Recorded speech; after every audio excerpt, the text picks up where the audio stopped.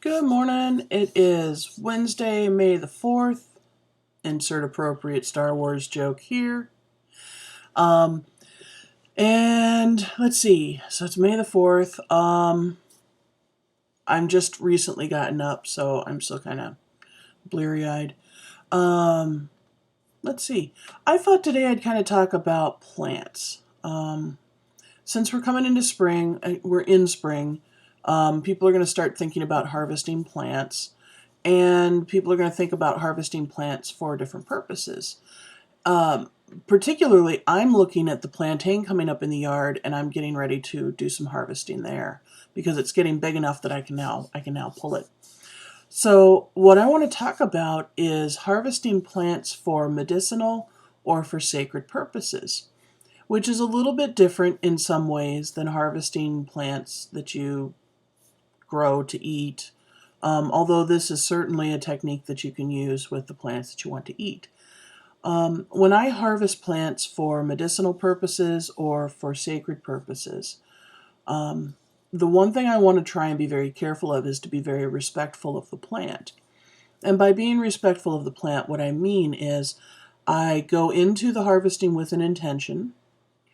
I approach the plant with a request.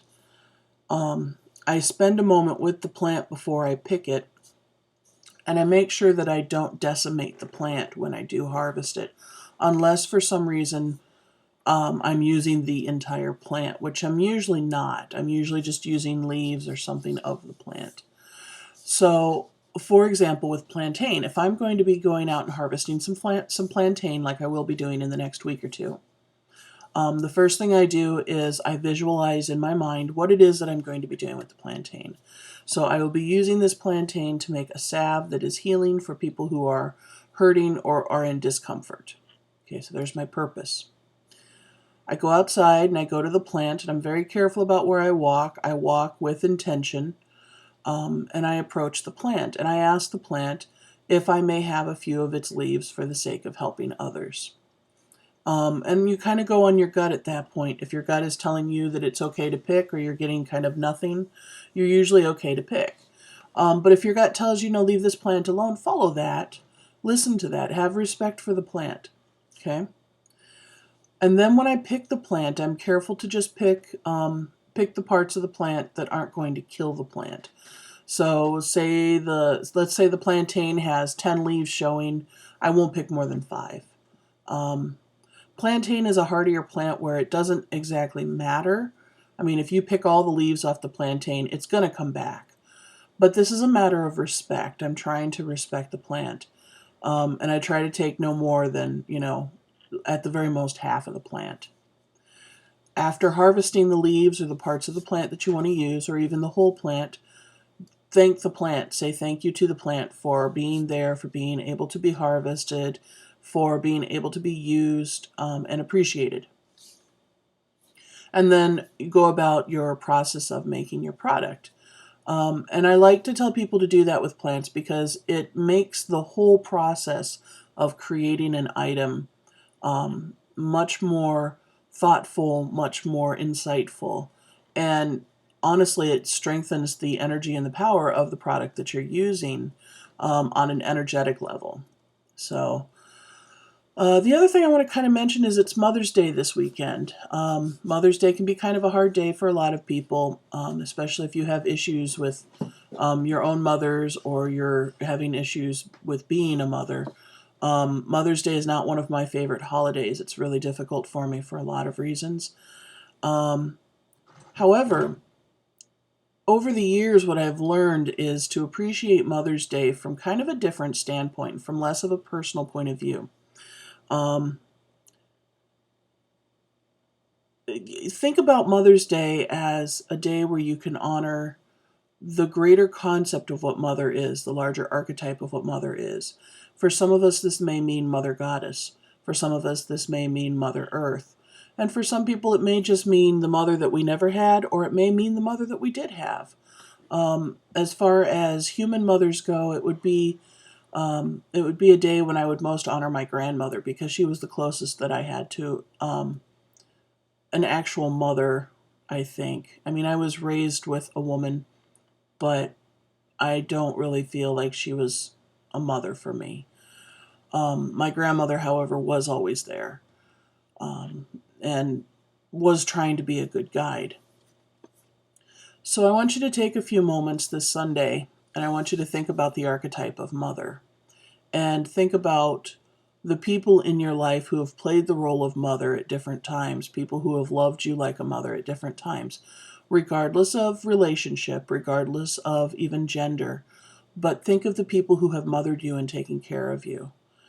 Also spend a moment to thank the archetype of mother or the higher power of mother. And take another moment to honor Mother Earth, because without Mother Earth, none of us would be here. We wouldn't have something to stand on. We wouldn't have something to create our drama on. We wouldn't have a place to harvest plantain from. So take a moment and honor Mother Earth. Another thing that you can do, if you are interested, check out standingwomen.net. This is an organization. It's loosely termed an organization. I don't think there's an actual central body to it. It's more of at 1 p.m. in your time zone, go stand for 5 minutes someplace with other women. And I've seen men standing for this too. And the idea is that we are setting a 5-minute intention throughout the whole world, at the head of every hour. We are setting an intention for creating a better place for the children, for the grandchildren, for the 7 generations after us, that we intend for them to have clean food, or good food, clean water, clothing, shelter. It's an interesting premise. I've done it a few years. I haven't done it in a long time, but you can do it by yourself. You don't have to meet up with a group. But go check out standingwomen.org. Okay? Charities. Oh, wait. I've got 32 hours in on my 100-hour goal. No, 34 hours now on my 100-hour goal. So 34 hours. Woo! Hooray for me. And then my charity for the week is Honor Flight. The reason I chose Honor Flight this week, I'm seeing a lot of Honor Flight presence, especially in our little neck of the woods. In fact, the other day when we went to the local Quick Trip, there was a veteran sitting outside taking donations for a pavilion at our little veterans park here in town. But he was also taking donations for Honor Flight. And I think Honor Flight is an amazing thing. Honor Flight's whole purpose is to take veterans from the various wars and fly them to D.C. I believe they do this in a helicopter. I could be wrong. I've never ridden one. But they take them to D.C. so that they can see the appropriate memorial for their particular war. They started this because a lot of the vets, especially the World War II vets, weren't getting out to see their memorial. And many World War II vets were not even aware, I don't think, that they had a memorial. But they go out now, I believe, to see the World War II memorial, the Korean War memorial, the Vietnam memorial. I think that's it. Let me look here on this page and see if they say anything else. And then they have one for other, so I don't know what other represents. I do know a couple people who've gone out on Honor Flight. I really wish this is something my grandfather could have done, but I think that Honor Flight was just starting to get its wings just as my grandfather was passing, so I don't know that this is something he would have been able to do. And by the time he passed, I don't know that he would have been aware of what he was doing. So Honor Flight is my chosen charity for the day. You can find Honor Flight at honorflight.org. That's HONORFLIGHT.org. They have several different units that go out. There should be one somewhere near you. But check them out. See if you can't help them out a little bit. If nothing else, drop some change in their little jugs if you see them out and about. Help them out. And that's pretty much all I have to say today. I hope you guys have a beautiful weekend. It's gorgeous outside today. I wish I could show you guys. I don't know that you could really see out the window. Look, it's bright and shiny. Yeah, that was a dumb idea, wasn't it? So it's a gorgeous day outside. It looks like it's going to be about 70-something here and just partly cloudy, so it'll be you know, warm and sunny enough, and yay. So have a good one, and I will catch up with you guys next week. Bye. Oh, my hand. My hand is getting better. That all that is that's just like, that's the hard part of all of the wound is peeling off with some help, because, you know. But yeah, my hand is getting better. I have all kinds of movement on it. It's fun. So anyway, bye.